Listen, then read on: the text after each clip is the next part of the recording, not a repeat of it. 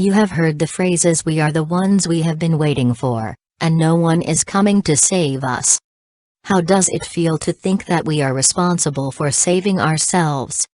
Although it may seem a bit scary, I am here to reassure you that there is a plan and our higher selves are in on it. There have been a few brainwashed people who have tried to say that Earth is not a prison planet. If you believe them, you would buy into the story that the current state of Earth is that it is a wondrous school where lessons are learned and we should be grateful for our experience here, because we signed up for this. Yes, Earth was this in the past, but this template was hijacked. You can see both the truth and the untruth in the statement that Earth is just a school, depending upon what timeline you are experiencing. Unraveling the truth is not only tricky but shocking as well. It takes a certain level of objectivity and understanding to be able to handle the truth without going insane or getting depressed. The majority of the planet has no idea that there is a dense energetic field around our planet that not only traps us, but also those who are working to enslave us.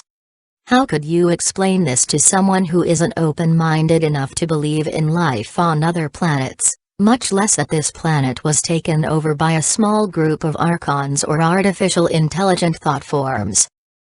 When assessing the question, "Are we going to be saved?" the first thing to do is to feel into the question. How does it make you feel? Does it hit you in the pit of your stomach when you think that we are stranded here with no help, only to fend for ourselves against an enemy that we cannot see? While some people feel a bad wrenching in the solar plexus at this thought, others feel a sense of empowerment, a knowing that they are here to help free humanity.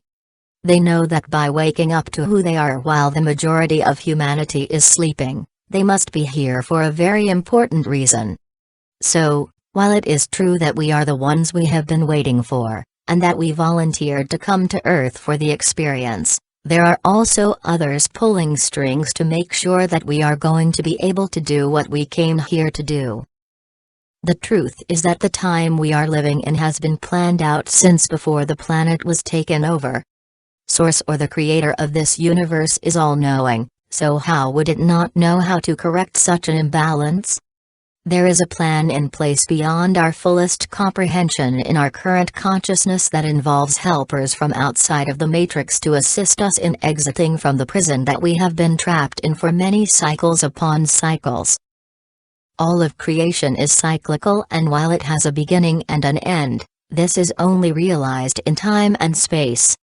Since we find ourselves in time and space, we are experiencing the end times, where the cycles upon cycles of experience are now coming to a close, so that a new experience can be created. Not only has the end been planned out for a long time, but humanity's freedom has already happened to our future selves outside of time. Every possibility that has been a thought has a timeline where the thought unraveled and created a probable future. The creators in us collectively experience reality based upon choices made from the conscious and subconscious levels of thought. That is truly how powerful we are. The possibilities that do not occur fade further and further away from us, and the possibilities that we intend to move toward are magnetized closer and closer. Ultimately, the end result is still the same, however, how we get there depends upon the creators who are experiencing it. We do have help. The helpers can make timeline changes and can bring messages through to the ground crew here on Earth who have a strong connection to them based on our consciousness level and requests for help. What's really cool is that those helpers are actually us from the past and the future. The helpers cannot break the universal law of free will choice with us on the planet. However, our free will has been taken from us in a tricky way, because we have been coerced so many times through the reincarnation trap to make free will decisions to suffer in various lifetimes, so that our emotional energy could be harvested from us. Our memories have been wiped time and time again, and false lifetimes have been inserted into our life reviews that made us think our souls needed to balance karma by reincarnating and accepting contracts of suffering and disease. Yes, we chose to come here. But no, We did not choose to be enslaved just to learn lessons in hell. So the answer to the original question is that yes, we have several soul family members and higher aspects of ourselves that are watching over us and fighting for our freedom outside of the prison walls. Some have technology that will allow them to come and go through the prison walls when needed, or when a prime directive of intervention occurs, because a universal law has been broken by the oppressors. Some were brave enough to directly incarnate into human bodies, taking the risk of not being able to awaken from the hypnotic slumber.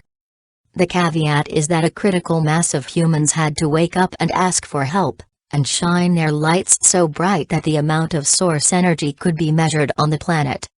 Without this critical mass, another timeline of decimation and transmutation could have occurred. Earth and the experience of incarnating into a human body on her may not have been an option on this timeline, and all of the work put into creating the living library would be reversed into another form of energy. The overall plan to free humanity and Earth goes way beyond this planet and our solar system. In fact, the oppressors that are here enslaving humanity are only following orders, and have not realized until now that they are actually slaves themselves. They have been so busy fighting for their own survival, that they fell for the same entrapment tricks from their hierarchical lords that they were using on humans. The oppressors are trapped and their vibrational frequency will not be able to be maintained as Earth raises her frequency. What happens to Earth does not stay in this solar system, it affects the whole universe. Common sense says that anything as important as raising the frequency of the whole universe isn't solely in the hands of amnesiac humans stuck in a meat suit that was deliberately cut off from Creator mentally, physically, and spiritually. We are in the last days of the war on consciousness. A wave of source energy is being blasted from the center of the cosmos that will affect every single cell on the planet. Source is healing itself and we will finally be able to live without cutthroat survival instincts. Source is love and anything without love will be transmuted. Parasites will be dissolved and only those who choose to connect with Source for their energy will be able to exist in the healed universe. We have to choose to be a part of the transformation, and yes, we are powerful fractals of Source, and yes, there will come a time that we will be able to fully stand in our power as such to heal everything that is out of balance. While we make the shift to that point, we also have an infinite number of beings helping us and waiting to be called upon for assistance in being able to make an informed choice towards freedom.